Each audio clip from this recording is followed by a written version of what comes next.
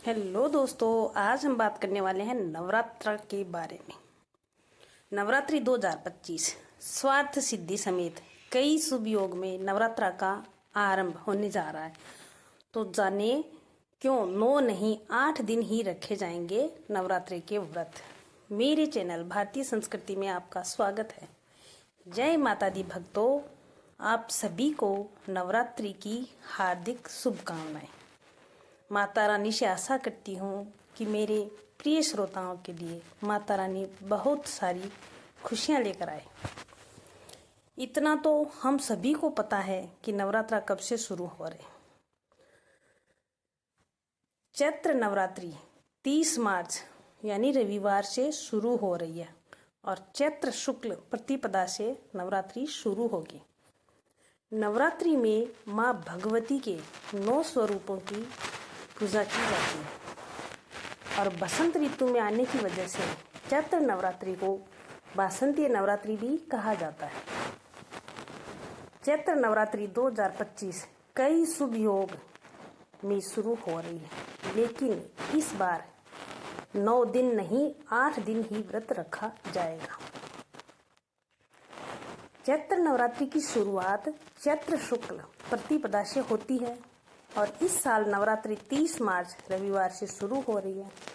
तो इसमें खास बात यह है कि इस बार चैत्र नवरात्रि की शुरुआत स्वार्थ सिद्धि समेत कई शुभ योग में हो रही है और इन्हीं की वजह से नवरात्रि पर माँ दुर्गा का पूजन अति फलदायी होने वाला है।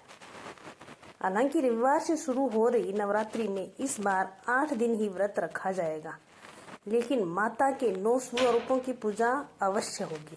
तो आइए विस्तार पूर्वक जानते हैं इस बार नवरात्रि पर कौन कौन से शुभ संयोग लग रहे हैं और क्यों 9 दिन की जगह 8 दिन ही व्रत रखा जाएगा। 8 दिन ही रखे जाएंगे व्रत क्यों? चैत्र शुक्ल प्रतिपदा 30 मार्च को है, इस वजह से नवरात्रि रविवार को शुरू होगी और पहले दिन माँ शैलपुत्री की पूजा की जाएगी। लेकिन द्वितीया और तृतीया तिथि 31 मार्च को एक ही दिन लग रही है, इसलिए तृतीया तिथि का क्षय हो रहा और इस कारण चैत्र नवरात्रि 8 दिन ही व्रत रखा जाएगा। और देखिए किस दिन कौन सा व्रत रखा जाएगा वो भी हम जान लेते हैं।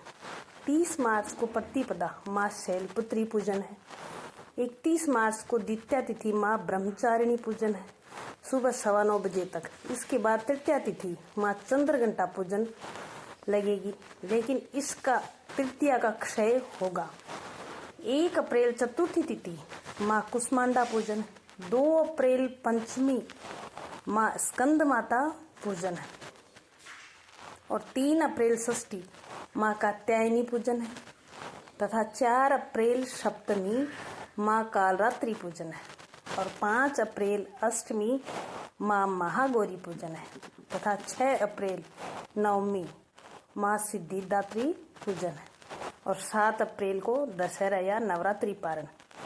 तो आइए ये भी जानते हैं कि किन शुभ योगों में शुरू होगी नवरात्रि पूजन। नवरात्रि की शुरुआत कई शुभ योग के साथ हो रही है और इस बार स्वार्थ सिद्धि योग, इंद्र योग, बुद्धादित्य योग, शुक्रादित्य योग और लक्ष्मी नारायण योग बन रहे हैं और ये बहुत ही लाभदायक और उन्नति कारक योग हैं।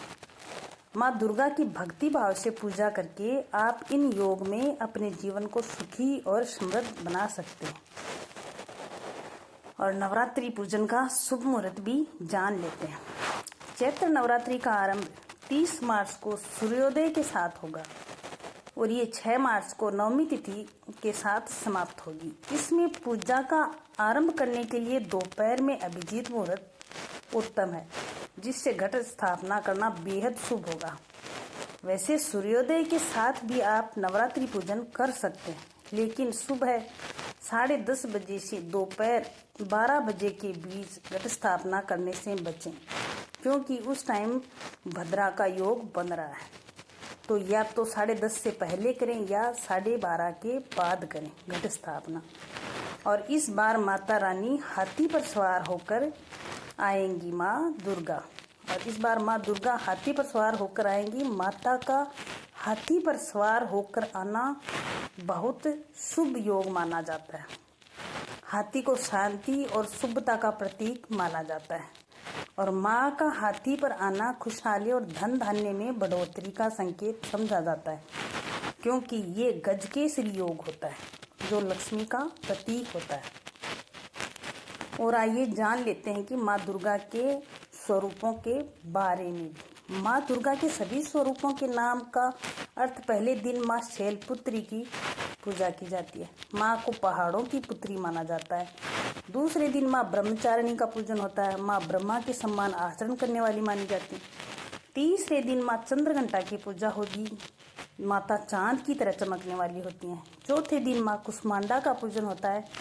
माँ के पूरे संसार में पैर फैले हुए हैं। पांचवें दिन स्कंद माता की पूजा होती है। माँ कार्तिक स्वामी की माता हैं। छठे दिन माँ कात्यायनी की पूजा की जाती है। माँ का जन्म कात्यायन आश्रम में हुआ था, इसलिए उन्हें इस नाम से जाना जाता है। और सातवें दिन कालरात्रि की पूजा होती है। माँ काल का नाश करने वाली हैं। और आठवें दिन माँ महागौरी की पूजा होती है, जो माँ सफ़ेद रंग वाली हैं। और नौवें दिन सभी सिद्धियाँ प्रदान करने वाली माँ सिद्धिदात्री की पूजा होती है। और माता रानी की पूजा के जवारे बगैर अधूरी होती है। तो एक मिट्टी के बर्तन में जौ और कनक लगाएं, और अगर उनकी लंबाई 9 इंच तक होती है तो आप बहुत सौभाग्यशाली होते हैं और आपके परिवार की नेगेटिविटी दूर हो जाएगी और माता रानी आपसे बहुत प्रसन्न हो जाएंगी। तो दोस्तों, इस प्रकार से नियम के साथ अगर पूजा करेंगे तो आपके नवरात्रि पूजा से माता रानी बहुत खुश होंगी और आप पर माता रानी की हमेशा कृपा बनी रहेगी। जय माता दी भक्तों, स्वस्थ रहो, मस्त रहो। जय हिंद दोस्तों।